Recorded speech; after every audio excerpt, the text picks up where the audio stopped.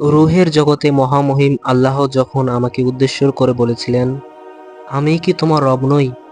তখন আমি মহোৎসাহে আনন্দে আত্মহারা হয়ে বিস্ময় মাখানো কণ্ঠে বলেছিলাম, অবশ্যই আপনিই আমার রব।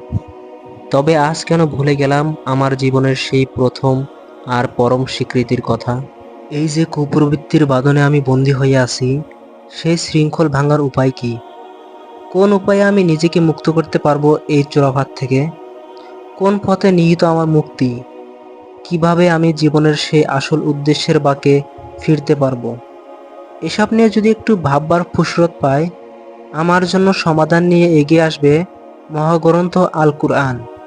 যখনই আমি সমস্যার বৃত্তে ঘুরপাক খাবো, তখন যদি নিবিষ্ট মনে আমি খেয়াল করি আল্লাহর কালাম, এই আয়াতের দিকে আমি পেয়ে যেতে পারি আমার কাঙ্ক্ষিত সেই সমাধান। আল্লাহ সুবহানাহু ওয়া তাআলা বলেছেন, তাদের পরে এলো এমন এক অসৎ জাতি যারা সালাত বিনষ্ট করলো এবং কুপ্রবৃত্তির অনুসরণ করলো।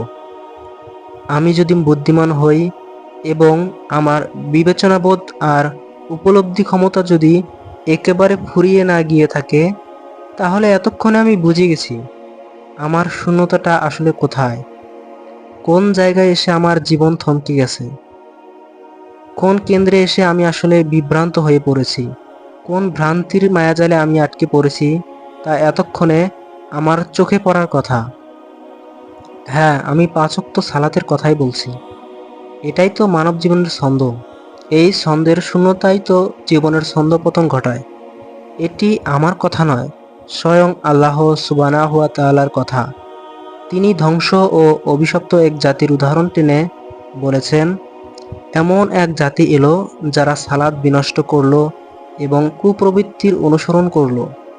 আল্লাহ তো বলতে পারতেন তারা কুপ্রবৃত্তির অনুসরণ করল এবং সালাত বিনষ্ট করল, কিন্তু তিনি সেভাবে বলেননি। তিনি আগে সালাত বিনষ্টের কথা বলেছেন এবং এরপর বলেছেন কুপ্রবৃত্তির অনুসরণের কথা।